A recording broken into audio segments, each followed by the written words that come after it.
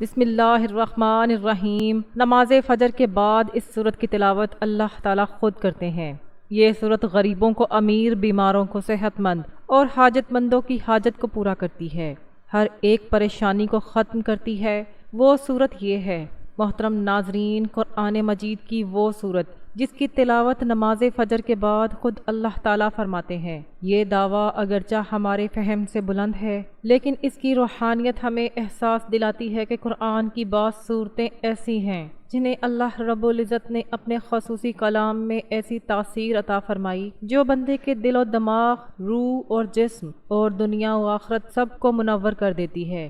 انہی میں سے ایک صورت ایسی ہے کہ جسے نماز کے بعد اللہ تعالیٰ خود پڑھتے ہیں۔ یہ صورت غریبوں کو امیر، بیماروں کو صحت مند اور حاجت مندوں کی ہر حاجت کو پورا کر دیتی ہے، ہر ایک پریشانی کو ختم کر دیتی ہے، ہر ایک پریشانی ختم ہو جاتی ہے۔ یہ صورت اپنی تاثیر، روانی اور معنوی حسن میں ایک ایسی بے مثال ہے کہ اس کے بارے میں کہا جاتا ہے کہ اگر کوئی بیمار اس صورت کو دل سے سنے تو شفا پا لیتا ہے، اگر کوئی پریشان دل سے پڑھے تو سکون پا لیتا ہے، اگر کوئی فقیر خلوص سے تلاوت کرے تو مالدار ہو جاتا ہے، اگر کوئی گنہگار سچے دل سے اس کے مفہوم پر غور کرے تو اللہ کے قریب ہو جاتا ہے۔ نماز فجر کے بعد اس کو پڑھنا اس لیے بھی خاص مانا گیا ہے کیونکہ اس وقت رب تعالیٰ اپنی رحمت کے دروازے پوری وسعت سے کھول دیتے ہیں۔ ایک طرف یہ سورت مبارک ہمیں اللہ تعالیٰ کی رحمت حاصل کرنے کا حوصلہ دیتی ہے، تو دوسری طرف یہ سورت مبارکہ ہمیں یہ سکھاتی ہے کہ اللہ کی رحمت ہر چیز پر غالب ہے۔ یہ سورت مبارکہ اللہ تعالیٰ کی محبت کا ترانہ ہے۔ ناظرین، نماز فجر کے بعد اللہ تعالیٰ کے پیارے کلام پاک سے پڑھی جانے والی یہ سورت کے بارے میں جاننے کے لیے گزارش ہے کہ ویڈیو کو آخر تک لازمی دیکھیے گا۔ ناظرین، قرآن پاک کی بہت ہی پیاری سورت کہ جس کی تلاوت نماز فجر کے بعد اللہ تعالیٰ خود فرماتے ہیں۔ جو بندہ نماز فجر کے بعد کسی بھی پریشانی کے لیے پڑھتا ہے، چاہے وہ بیماری ہو اور رزق کی پریشانی ہو یا کاروبار کی پریشانی ہو، حتیٰ کہ کسی بھی مقصد کے لیے پڑھتا ہے، وہ مقصد انشاءاللہ پورا کیا جاتا ہے، دنیا اور آخرت کی سختیوں سے اسے نجات ملتی ہے۔ یہ صورت آپ کو اللہ تعالیٰ کے بے حد قریب کر دیتی ہے۔ بے شک جس طرح کے آج کل مشکل حالات ہیں، ہر بندہ پریشان ہے، تو بندہ اس پریشانی سے بچ کر اپنی زندگی میں کامیاب ہونا چاہتا ہے، تو اس صورت مبارکہ کو نماز فجر کے بعد ایک مرتبہ لازمی پڑھیں۔ جو صورت غریبوں کو امیر، بیماروں کو صحت مند اور حاجت مندوں کی حاجت کو پورا کرتی ہے، ہر پریشانی کو دور کرتی ہے۔ اگر کوئی صبح نماز فجر کے بعد پڑھے گا تو فرشتے دن بھر اس کی حفاظت کریں گے، اور اگر کوئی رات کو پڑھے گا تو فرشتے ساری رات اس کی حفاظت کریں گے۔ یہ خاندان کے اندرونی عمل کو برقرار رکھنے اور کسی بھی قسم کے تنازعات کو دور رکھنے میں بھی مدد کرتی ہے۔ یہ قرآن پاک کی وہ سورت مبارکہ ہے کہ اس کی تلاوت اللہ تعالیٰ خود فرماتے ہیں۔ جو شخص اس کی تلاوت نماز فجر کے بعد کرتا ہے، اللہ اس سے بہت خوش ہوتے ہیں اور اسے وہ سب کچھ عطا کیا جاتا ہے جو وہ مانگتا ہے، جس کی وہ خواہش رکھتا ہے۔ یہ بہت آسان سا عمل ہے، معجزات کو دکھانے والا عمل ہے۔ یہی خاص عمل ہے جو دولت کو فوری طور پر غیبی طریقے سے آپ کے پاس لانے والا عمل ہے۔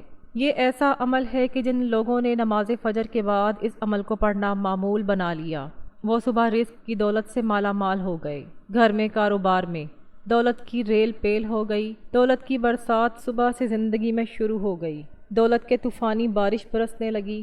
ناظرین، ویسے تو اللہ تعالیٰ کے کلام پاک کی ہر آیت، ہر سورت مبارکہ اپنے اندر ایک خاص مقام رکھتی ہے، لیکن آج جس سورت کا ہم وظیفہ بتانے جا رہے ہیں، جو نماز فجر کے بعد پڑھنے کا بہت ہی بابرکت عمل ہے کہ جس کے پڑھنے سے بیمار کو صحت مل جاتی ہے، مالی تنگ دستی دور ہو جاتی ہے، رزق کی فراوانی ہوتی ہے، انسان کی ہر حاجت پوری ہو جاتی ہے، تو وہ خاص سورت مبارکہ سورت رحمان ہے، جو عروس القرآن یعنی قرآن کی دلہن کے لقب سے جانی جاتی ہے۔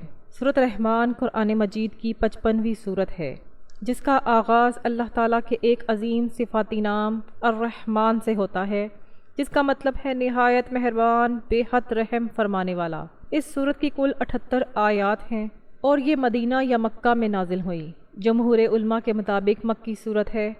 اللہ تعالیٰ نے اس سورت میں اپنی بے شمار نعمتوں کا ذکر فرمایا اور ہر نعمت کے بعد بار بار یہ آیت دہرائی، جس کا ترجمہ کچھ یوں ہے کہ تم اپنے پروردگار کی کون کون سی نعمتوں کو جھٹلاؤ گے۔ یہ آیت اس صورت میں 31 بار دہرائی گئی، جو کہ قرآن کریم میں کسی بھی آیت کا سب سے زیادہ تکرار کا منفرد اعزاز ہے۔ یہ آیت بار بار دہرانا دراصل انسان کے دل کو جھنجھوڑنے کے مترادف ہے، تاکہ وہ اللہ کی نعمتوں کو پہچانے، اس کا شکر ادا کرے اور اس سے لو لگائے۔ صبح کے پر نور وقت میں جب انسان اپنے گناہوں پر نادم ہو کر اللہ کی طرف جھکتا ہے تو سورۃ رحمان جیسے کلام کو پڑھنا اس کے دل کی صفائی، نیت کی پاکیزگی اور روح کی بلندی کا ذریعہ بن جاتا ہے۔ حضرت علی رضی اللہ تعالیٰ عنہ فرماتے ہیں، میں نے رسول اللہ صلی اللہ علیہ وآلہ وسلم کو فرماتے ہوئے سنا کہ ہر چیز کا ایک دل ہوتا ہے اور قرآن کا دل سورۃ رحمان ہے، جس کی تلاوت کرنے والا نہ صرف دنیا کے فائدے دیکھتا ہے بلکہ آخرت میں اللہ کی خاص رحمت کے سائے میں چلا جاتا ہے۔ اس سورت کا وظیفہ رزق میں کشادگی، شادی میں آسانی، دشمنوں سے نجات اور جادو سے حفاظت، اولاد کی بہتری اور ہر مقصد کی تکمیل کا عظیم ذریعہ ہے۔ جس بندے کے دل میں نیت ہو کہ وہ صرف اللہ کی رضا کے لیے یہ وظیفہ کرے گا، اس کے لیے یہ سورت دنیا کی سب سے بڑی دوا، سب سے عمدہ دعا اور سب سے خاص ندا بن جائے گی۔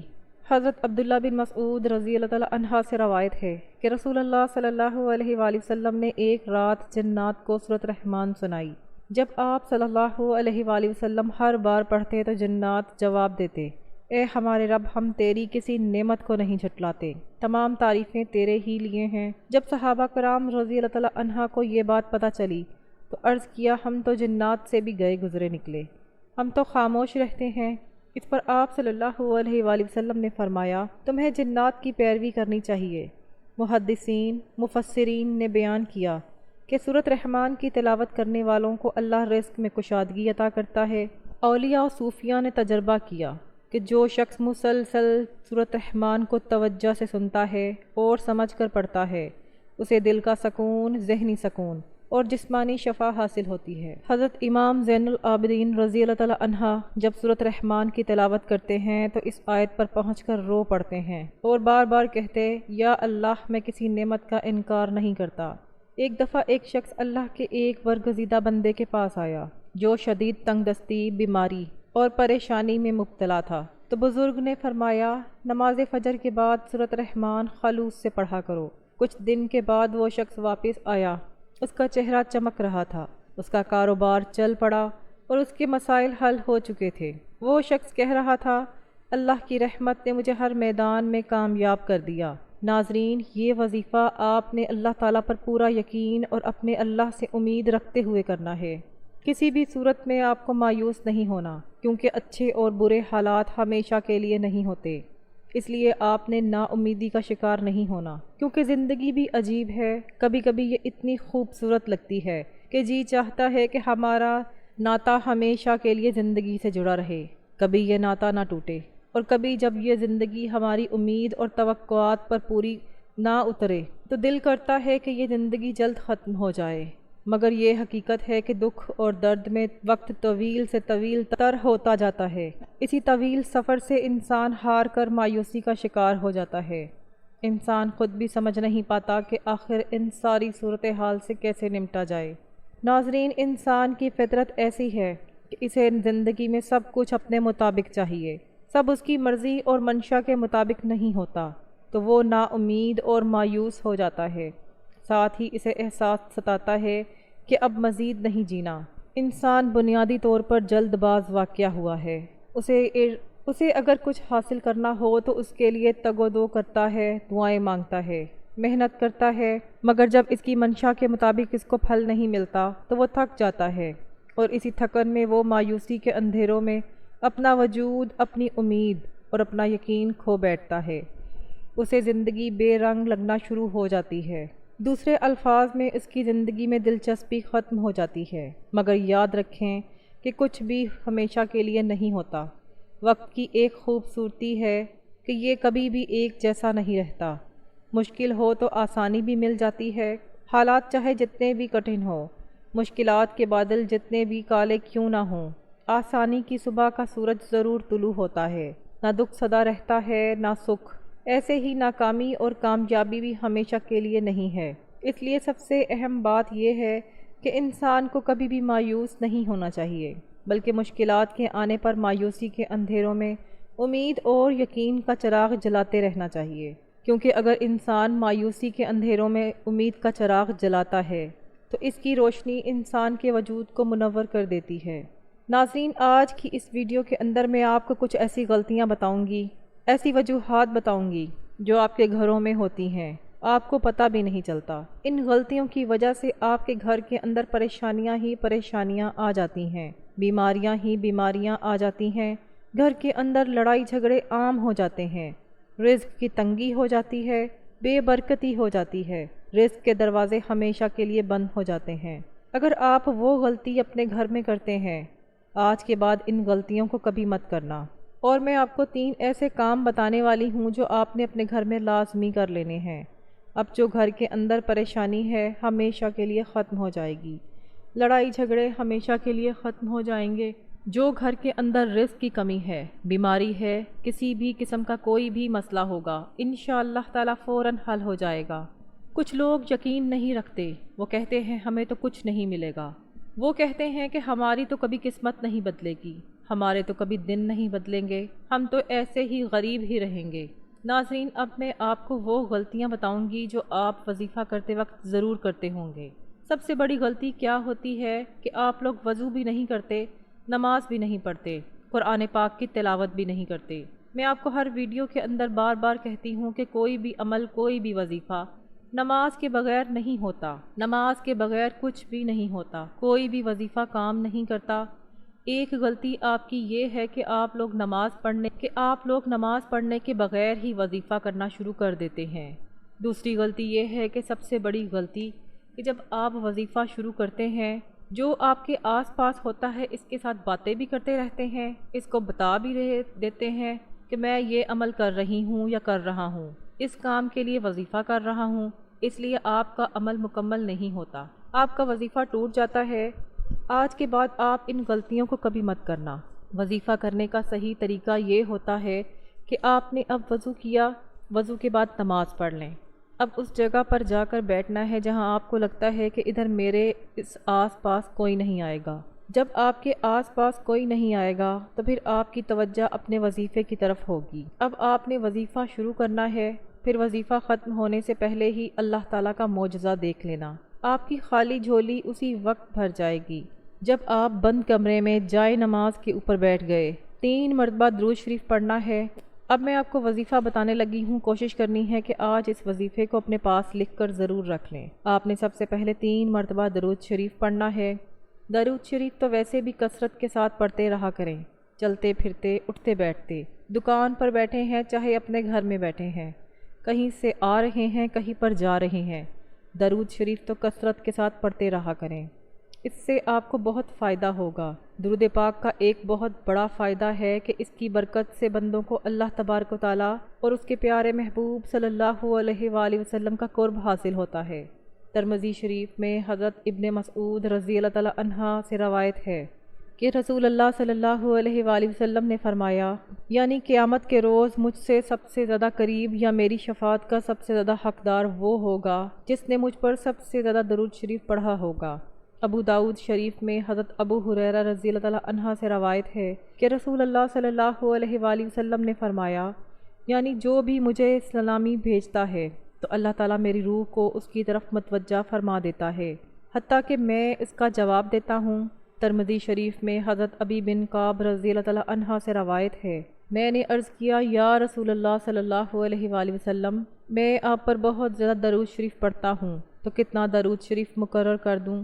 فرمایا جتنا چاہو۔ میں نے کہا جتنا چاہوں، لیکن اگر درود شریف بڑھا دو تو تمہارے لیے بہتر ہے۔ میں نے کہا آدھا۔ فرمایا جتنا چاہو، لیکن اگر درود شریف بڑھا دو تو تمہارے لیے بہتر ہے۔